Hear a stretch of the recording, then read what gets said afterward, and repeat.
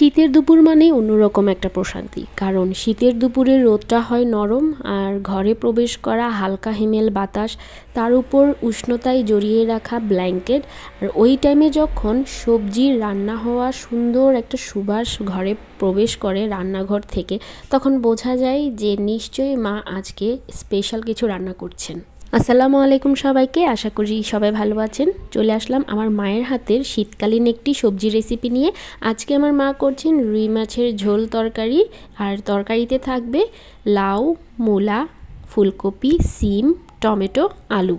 ইতোমধ্যেই দেখতে পেরেছেন আমার মা সবজিগুলোকে খুব সুন্দরভাবে কেটে বেছে ধুয়ে পরিষ্কার করে নিয়েছেন আর এক সাইডে করে রেখে দিয়েছেন, আর রান্নার প্রস্তুতিতে চলে গেলেন। চুলাতে একটি হাঁড়ি বসিয়ে দিয়ে দিলেন তাতে পরিমাণ মতো রান্নার তেল। এখানে মা সরিষার তেল ব্যবহার করেছেন। তেলটা একটু গরম হয়ে গেলে দিয়ে দিলেন বড় সাইজের একটি পেঁয়াজ কুচি, একটি তেজপাতা ছিঁড়ে দিয়ে দিলেন। এতে করে সবজির মধ্যে সুন্দর একটা অ্যারোমা সৃষ্টি হবে। আর পেঁয়াজটা যখন একটু বাদামি হয়ে যাবে তখন তার মধ্যে দিয়ে দিলেন 2 চা চামচ আদা রসুনের বাটা।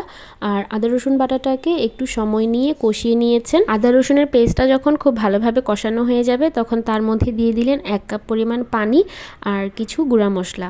এখানে ব্যবহার করেছেন 1 চা চামচের মতো হলুদের গুঁড়া, 3 চা চামচের মতো লাল মরিচের গুঁড়া। এখানে মরিচের গুঁড়াটা তেমন একটা ঝাল না, তাই একটু বেশি পরিমাণে ব্যবহার করেছেন, জাস্ট তরকারি কালারটা যেন ভালো আসে।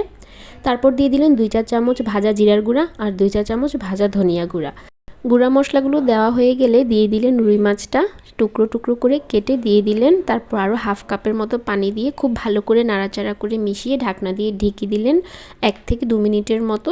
তারপর ঢাকনাটা তুলে আরও প্রায় 2 কাপের মতো গরম পানি ব্যবহার করেছেন। তারপর নাড়াচাড়া করে আবারও ঢাকনা দিয়ে ঢেকে দিয়েছেন যেন মাছটা মশলার সাথে খুব ভালোভাবে কষিয়ে যায়।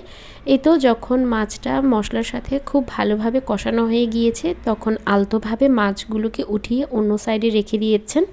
এই সবজির রেসিপিটাতে মাছের পরিমাণটা একটু বেশি পরিমাণ হলে ভালো হয়, আর অবশ্যই মাছকে খুব ভালো করে কষিয়ে নিতে হবে, তাহলে খেতে খুব ভালো লাগবে। এই তো মাছ কষানো হয়ে যাওয়ার পর মাছকে উঠিয়ে এক সাইডে রেখে দেওয়ার পর এখানে এক এক করে সবজিগুলো দিয়ে দিলেন। প্রথমেই দিয়ে দিলেন আলু, তারপর মূলা, ফুলকপি, সিম, লাউ। সবজিটা আপনারা আপনাদের পছন্দ মতো বাড়িয়ে কমিয়ে নিতে পারেন। তো সবজিগুলো দেওয়ার পর এখানে স্বাদ মতো লবণ ছিটিয়ে দিলেন। তারপর হালকা হাতে একটু নাড়াচাড়া করে ঢাকনা দিয়ে ঢেকে দিলেন যেন সবজিগুলো একটু সফট হয়ে যায়। তো 1 মিনিট পর আবারও ঢাকনা তুলে আবারও একটু ভালো করে নাড়াচাড়া করে দিলেন। তারপর আবারও 1 মিনিটের জন্য ঢাকনা দিয়ে দিলেন।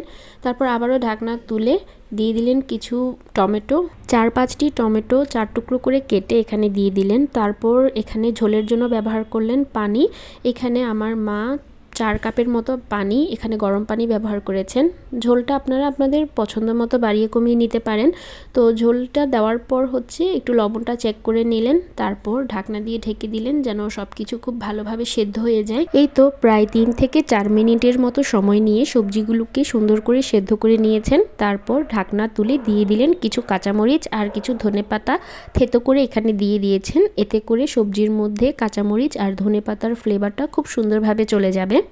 তারপর দিয়ে দিলেন সেই কষিয়ে রাখা মাছগুলো। এখানে মাছের মাথাটা আস্ত ব্যবহার করেছেন আর বাকি মাছগুলোকে কাটা বেছে এইভাবে দিয়ে দিলেন। এইভাবে মাছ ব্যবহার করলে সবজির মধ্যে মাছের ফ্লেভারটা খুব ভালো করে চলে যায় আর খাওয়ার সময় খুবই ভালো লাগে। এই প্রসেসটা যদি আপনারা কখনো ফলো করে না থাকেন, একবার মাস্ট বি ট্রাই করতে পারেন এবং খাওয়ার পর নিজেই বুঝতে পারবেন ডিফারেন্সটা। সব কিছু আলতো হাতে একটু ভালো করে নাড়াচাড়া করে মিশিয়ে নিয়ে শেষ 1 মিনিটের জন্য ঢাকনা দিয়ে ঢেকে রান্না করে নেবেন। 1 মিনিট পর চুলাটি বন্ধ করে দিবেন। তৈরি হয়ে গেল রুই মাছের ঝোল তরকারি। খুবই সুস্বাদু এবং এই শীতের মধ্যে টাটকা টাটকা সবজি দিয়ে এই তরকারিটা খেতে দুর্দান্ত লাগে। আশা করি রেসিপিটি আপনাদের ভালো লেগেছে। আজকের মতো এখানেই বিদায় নিচ্ছি। সবাই ভালো থাকবেন। আল্লাহ হাফেজ।